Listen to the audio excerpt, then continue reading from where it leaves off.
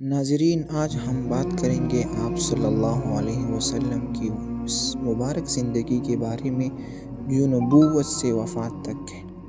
تو ناظرین، نبوت کا آغاز 610 عیسوی میں ہوا تھا اور یہ ہجرت سے 13 سال قبل تھی، اور اس وقت آپ صلی اللہ علیہ وسلم کا عمر مبارک 40 سال تھا، اور جس جگہ میں وحی آپ صلی اللہ علیہ وسلم کو آئی اس جگہ کا نام ہے غار حرا۔ اور سب سے پہلے وحی جو آپ صلی اللہ علیہ وسلم کو آئی وہ اقرأ بسم ربک الذی خلق، اس آیت مبارکہ اور اس کے ساتھ یہ سورت جو اقرأ ہے سورت،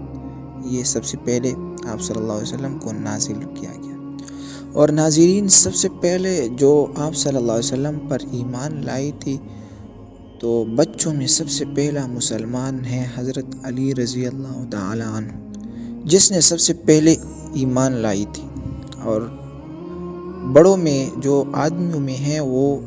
حضرت ابوبکر صدیق رضی اللہ تعالیٰ عنہ، اس نے سب سے پہلے ایمان لائی تھی۔ اور غلاموں میں حضرت زید ابن حارثہ رضی اللہ تعالیٰ عنہ، جس نے آپ صلی اللہ علیہ وسلم پر ایمان لایا نبوت کے بعد۔ اور عورتوں میں سب سے پہلے اسلام لانے والی عورت حضرت خدیجہ رضی اللہ تعالی عنہ تھی، جس نے سب سے پہلے آپ صلی اللہ علیہ وسلم پر، عورتوں میں سب سے پہلے آپ صلی اللہ علیہ وسلم پر ایمان لایا تھا۔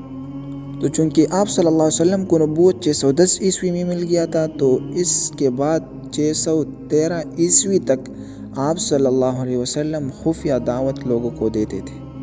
اور اسی وقت میں حضرت ابوبکر صدیق رضی اللہ تعالی عنہ نے کئی لوگوں کو اسلام کی طرف بلایا، جنہوں نے پھر اسلام قبول کر لیا، جن میں تیسرا خلیفہ حضرت عثمان رضی اللہ تعالیٰ عنہ، اس طرح حضرت عبد الرحمن ابن عوف رضی اللہ تعالیٰ عنہ، حضرت سعد رضی اللہ تعالیٰ عنہ، حضرت طلحہ رضی اللہ تعالیٰ عنہ اور حضرت زبیر رضی اللہ تعالیٰ عنہ وغیرہ، یہ لوگ حضرت ابوبکر صدیق رضی اللہ تعالیٰ عنہ کے کہنے پر مسلمان ہو گئے۔ تو ان 3 سالوں کی خفیہ دعوت کے بعد آپ صلی اللہ علیہ وسلم کو اللہ تعالیٰ نے حکم دیا کہ اب آپ جائیں اور کوہ صفا پر چڑھ کر آپ لوگوں کو علی الاعلان کہے اور اسلام کی طرف بلائے۔ اور یہ آیت اللہ تعالیٰ نے حضرت محمد صلی اللہ علیہ وسلم کو نازل کیا وحی کے ذریعے سے، وَأَنذِرْ عَشِيرَتَكَ الْأَقْرَبِينَ، کہ اپنے قریبی لوگوں کو ڈرائے۔ آپ صلی اللہ علیہ وسلم کو یہ حکم ہوا اللہ تعالیٰ کی طرف سے۔ تو جب آپ صلی اللہ علیہ وسلم نے لوگوں کو جمع کیا اور لوگ جمع ہو گئے، تو لوگوں نے آپ صلی اللہ علیہ وسلم کو صادق اور امین کے لقب سے پکارتے تھے۔ اس سے پہلے تو آپ صلی اللہ علیہ وسلم نے کہا، قولوا لا الہ الا اللہ تفلحون، تم لا الہ الا اللہ کہو، یعنی اللہ کو ایک مان لو، بت پرستی نہ کر لو، اس طرح اور خداؤں کو چھوڑ لو، اللہ کی طرف آؤ تو آپ کامیاب ہو جائیں گے۔ تو اس وقت لوگوں نے آپ صلی اللہ علیہ وسلم کو بہت سی ایذائیں دی، آپ صلی اللہ علیہ وسلم پر پتھر برسائی۔ لوگوں نے آپ صلی اللہ علیہ وسلم کو کہا کہ آپ نے اس لیے ہمیں یہاں پہ جمع کی، اس لیے ہمیں بلایا کہ آپ ہم کو اپنے خداؤں سے پھیرتے ہیں، مطلب ہم اپنے خداؤں کو چھوڑے اور آپ کے خدا کی طرف آئے۔ پھر اس کے بعد لوگ آپ صلی اللہ علیہ وسلم کو مجنون بھی کہتے تھے، ساحر بھی کہتے تھے، بہت سے لوگ لقبوں کے سے آپ صلی اللہ علیہ وسلم کو پکارتے تھے، لیکن آپ صلی اللہ علیہ وسلم نے یہ جو کام تھا اللہ تعالیٰ کی طرف سے جو حکم نازل ہوتا تھا اس پر آپ صلی اللہ علیہ وسلم عمل کرتے تھے، اور اس طرح یہ سلسلہ آگے چلتا رہا۔ تو آپ صلی اللہ علیہ وسلم کی مسلسل جہد اور محنت سے اسلام آگے بڑھتا رہا۔ تو لوگوں کے ساتھ یہ غم پیدا ہو گئے کہ لوگ تو ہمارے خداؤں کو چھوڑ رہے ہیں اور محمد صلی اللہ علیہ وسلم کے پیچھے لگ رہے ہیں، اور محمد صلی اللہ علیہ وسلم کے ساتھ لوگ بہت زیادہ مسلمان ہو گئے، تو اس کے لیے کچھ کرنا ہوگا، اس کے خلاف ہم کچھ تدبیر کریں۔ تو انہوں نے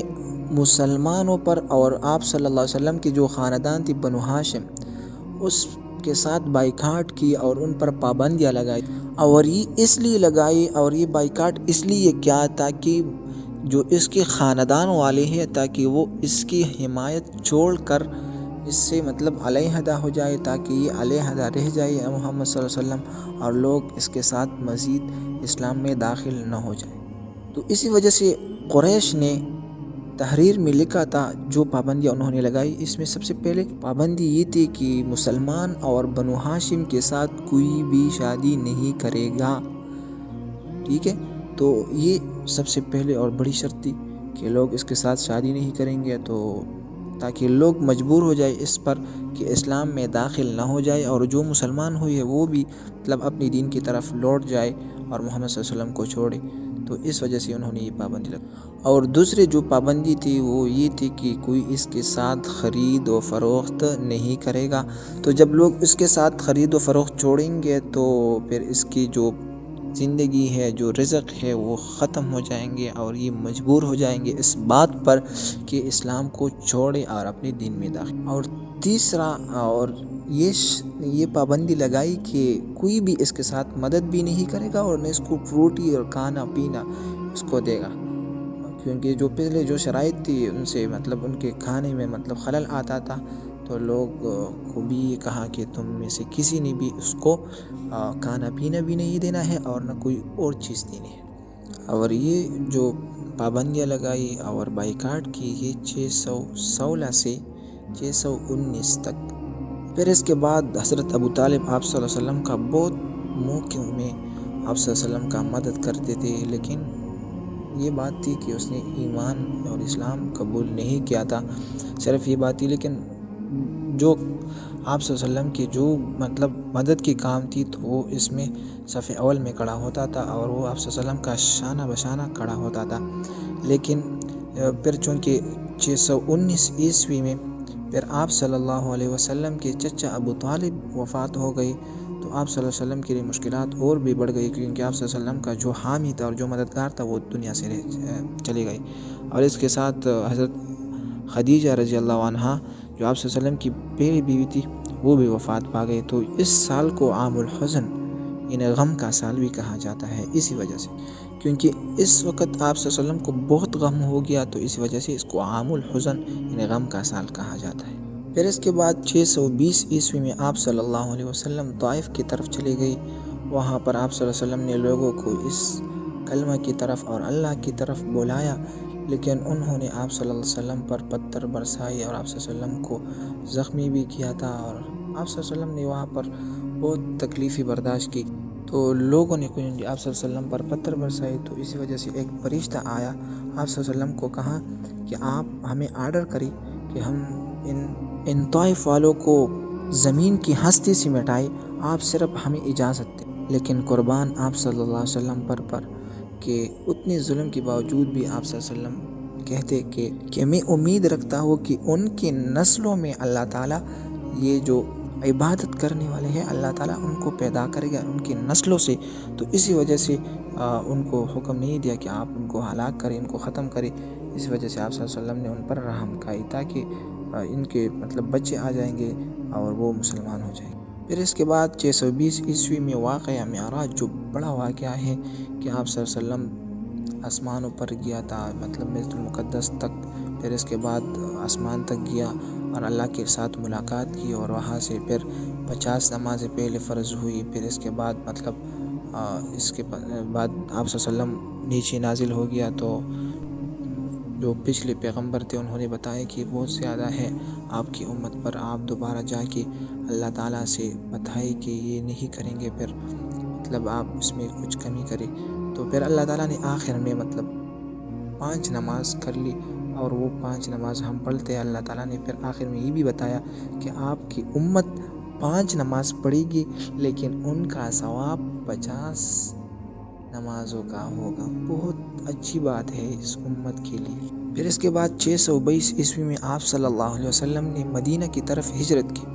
اور اس ہجرت کے پیچھے کچھ راز تھے، اس وجہ سے ہجرت کی، اور یہ اس لیے کہ آپ صلی اللہ علیہ وسلم کے پیچھے جو لوگ ہیں مشرکان تھے وہ جمع ہو گئے تھے آپ صلی اللہ علیہ وسلم کے قتل کے بارے میں کہ آپ صلی اللہ علیہ وسلم کو قتل کریں گے، اس کے بعد ہم کچھ نہیں کریں گے، کیونکہ یہ اسلام پھیلتا رہا ہے یہاں تک کہ ہمارے گھروں میں داخل ہو رہا ہے، تاکہ یہ اسلام میں مطلب لوگ داخل نہ ہو جائے تو ہم اس شخص کو قتل کریں گے، پھر یہ اسلام ختم ہوگا۔ اگر اس شخص کو اس طرح زندہ ہوگا تو یہ اسلام اور بھی پھیلے گا۔ تو آپ صلی اللہ علیہ وسلم کے قتل کے بارے میں انہوں نے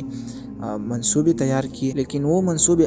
اس سے اللہ تعالیٰ نے آپ صلی اللہ علیہ وسلم کو خبردار کر دیا اور آپ صلی اللہ علیہ وسلم کو بتایا کہ آپ صلی اللہ علیہ وسلم غار ثور میں 3 دن تک قیام فرمائے، اور آپ صلی اللہ علیہ وسلم کے ساتھ حضرت ابوبکر صدیق رضی اللہ تعالیٰ عنہ بھی چلے گئے اور 3 دن تک غار ثور میں قیام فرما کر پھر اس کے بعد آپ صلی اللہ علیہ وسلم مدینہ کی طرف چلے گئے غار ثور کے بعد، اور لوگوں نے آپ صلی اللہ علیہ وسلم کا بہت اچھی طرح استقبال کیا مدینہ والوں نے۔ پھر مدینہ منورہ میں آپ صلی اللہ علیہ وسلم نے مسجد تعمیر کی، اور اس طرح مہاجرین اور انصار ان کے درمیان بھائی چاری ان کو قائم۔ پھر 624 عیسوی میں بہت بڑی جنگ جس کو غزوہ بدر کہا جاتا ہے، جن میں مسلمانوں کی تعداد 313 تھی اور کفار کی تعداد 1000 تھی، آپس میں ان کا جنگ ہو گیا۔ اللہ تعالیٰ نے مسلمانوں کو فتح دیا اس جنگ میں، اس کو جنگ بدر کہتے ہیں، اور یہ 624 عیسوی میں ہوا تھا، اور یہ اسلام کی سب سے پہلے بڑی کامیابی تھی جو مسلمانوں کو مل گیا۔ اور پھر اس کے بعد 625 عیسوی میں غزوہ احد ہوا، اور جن میں پہلے مسلمانوں کو فتح ہوا، لیکن پھر تیر اندازوں کے کچھ کوتاہی یا غلطی کی وجہ سے مسلمانوں کو پھر شکست ہوا آخر میں۔ پھر اس کے بعد غزوہ خندق، جس میں سارے عرب مدینہ پر حملہ آور ہوئی، اور اس میں آپ صلی اللہ علیہ وسلم نے خندق کھود دیا، اور جس کے ذریعے سے اللہ تعالیٰ نے مسلمانوں کو فتح دی۔ اور اس وقت اللہ تعالیٰ نے دشمنوں پر ہوا، جو سخت ہوا تھی، اور اس کے ساتھ ان پر خوف بھی ڈال دیا، اور ان کو شکست ہو گیا سارے عرب کو، اور اللہ تعالیٰ نے مدینے والوں کو فتح دیا۔ پھر اس کے بعد 628 عیسوی میں آپ صلی اللہ علیہ وسلم نے خواب دیکھا تھا اور عمرہ کرنا چاہا، تو آپ صلی اللہ علیہ وسلم نے اپنے ساتھ کچھ اور ساتھی بھی تیار ہو گئے آپ صلی اللہ علیہ وسلم کے ساتھ، تو وہ عمرہ کے لیے چلے گئی، لیکن وہاں پر مشرکان نے آپ صلی اللہ علیہ وسلم کو منع کیا عمرہ کرنے سے۔ تو پھر اس وقت اللہ تعالیٰ نے ایک معاہدہ ان دونوں کے درمیان کیا، سارے لوگ اس پر مطمئن ہو گئی، لیکن یہ معاہدہ جو اس کو صلح حدیبیہ بھی کہا جاتا ہے، ٹھیک ہے، یہ دراصل ظاہراً تو مسلمانوں کے خلاف تھی، لیکن اللہ تعالیٰ نے یہ اس صلح حدیبیہ کو اسلام کے فروغ کا بہت بڑا سبب بنایا، اور یہ پھر اسلام کے لیے بہت بڑا صلح ہو گیا، اور اس میں بہت سے لوگ مسلمان ہو گئے، کیونکہ اس وقت آپ صلی اللہ علیہ وسلم لوگوں کو خط بھی بھیجتے تھے اور لوگ اس طرح مسلمان ہوتے تھے۔ پھر اس کے بعد غزوہ خیبر ہوئی، جو 628 اور 629 عیسوی میں ہوئی، جس میں یہود کے بڑے اور مضبوط قلعے فتح کی گئی، اور اللہ تعالیٰ نے مسلمانوں کو زبردست فتح دی اس غزوہ خیبر۔ پھر اس کے بعد 630 عیسوی میں فتح مکہ ہو گیا، جو بغیر لڑائی کے کیا گیا، اور رسول اللہ صلی اللہ علیہ وسلم نے فرمایا لوگوں کو کہ آج تم سب لوگ آزاد ہو اور تم پر کوئی سزا نہیں ہے۔ پھر اس کے بعد 631 عیسوی میں غزوہ تبوک ہوئی، جو کہ سخت گرمی میں تھی، لیکن اللہ تعالیٰ نے مسلمانوں کو پھر اس میں فتح دیا۔ بہت سخت گرمی تھی اس جنگ میں، اور یہ بہت آزمائش تھا مسلمانوں پر، لیکن اللہ تعالیٰ نے پھر فتح دی۔ پھر 632 عیسوی اور 10 ہجری میں حجۃ الوداع، آخری خطبہ آپ صلی اللہ علیہ وسلم کا، جس وقت آپ صلی اللہ علیہ وسلم کے ساتھ 1 لاکھ سے زائد لوگ مسلمان ہوئی تھی، اور اس خطبے میں آپ صلی اللہ علیہ وسلم نے کچھ اہم باتیں مسلمانوں کو بتائی۔ مسلمانوں کو کہا کہ اپنے دین پر قائم رہنا ہے، اس کو کبھی بھی نہیں چھوڑنا ہے، اور مسلمانوں کو ایک دوسرے کے مال، عزت، آبرو اور ایک دوسرے کے احترام کے بارے میں آپ صلی اللہ علیہ وسلم نے اس خطبہ میں بات کی۔ اس کے ساتھ آپ صلی اللہ علیہ وسلم نے عورتوں کے حقوق کے بارے میں، کہ عورتوں کے آپ کے اوپر کیا حقوق ہیں، اس کے بارے میں آپ صلی اللہ علیہ وسلم نے بات کی، اور سود کے خاتمے کے بارے میں کہ سود نہیں کریں گے، اس بارے میں آپ صلی اللہ علیہ وسلم نے اس خطبے میں بات کی۔ پھر اس وقت تک بہت سے لوگ مسلمان ہو گئے تھے، تو اللہ تعالیٰ نے آپ صلی اللہ علیہ وسلم کو جس مقصد کے لیے بھیجا گیا تھا، تو وہ مقصد پورا ہو گیا، سارے مسلمانوں کو اسلام پہنچانا، سارے لوگوں کو اسلام پہنچانا، قرآن پہنچانا، اور اللہ تعالیٰ کے احکامات سے خبردار کرنا۔ تو آپ صلی اللہ علیہ وسلم نے یہ کام کیا، تو اسی وجہ سے آپ صلی اللہ علیہ وسلم کا اس دنیا سے رحلت ہوئی،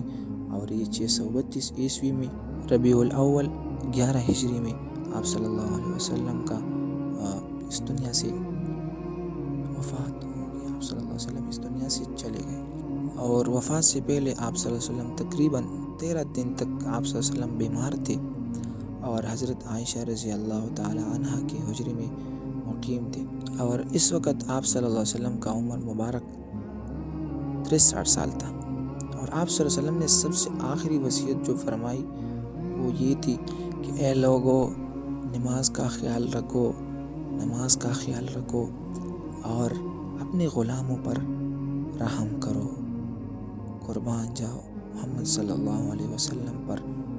اور اس تکالیف کو برداشت کرنے پر کہ جتنے سخت تکالیف برداشت کی اللہ تعالیٰ کی، جو حکم جس وقت بھی جو حکم تھی آپ صلی اللہ علیہ وسلم نے لوگوں تک وہ پہنچایا اور اس میں تکالیف اور جو سختیاں تھی وہ برداشت کی، لیکن اللہ تعالیٰ کا حکم جو تھا اس کو نہیں چھوڑا. اللہ تعالیٰ ہم سب کو آپ صلی اللہ علیہ وسلم کی مبارک زندگی پر چلنے کی توفیق عطا فرمائے اور آپ صلی اللہ علیہ وسلم کی زندگی سے خبردار کرنے کی توفیق عطا فرمائے. اور اس چینل کو اس طرح ویڈیو کے لیے آپ صلی اللہ علیہ وسلم کے بارے میں، صحابہ کے بارے میں، اسلامی ویڈیو کے بارے میں آپ نے اس چینل کو سبسکرائب کرنا ہے اور اس ویڈیو کو دوسروں لوگوں کے ساتھ بھی شیئر کریں تاکہ لوگ آپ صلی اللہ علیہ وسلم کی زندگی سے خبردار ہو کر اپنی زندگی میں اس کو لائے اور اس کے لیے ہدایت کا ذریعہ بنے. وعلینا الا البلاغ.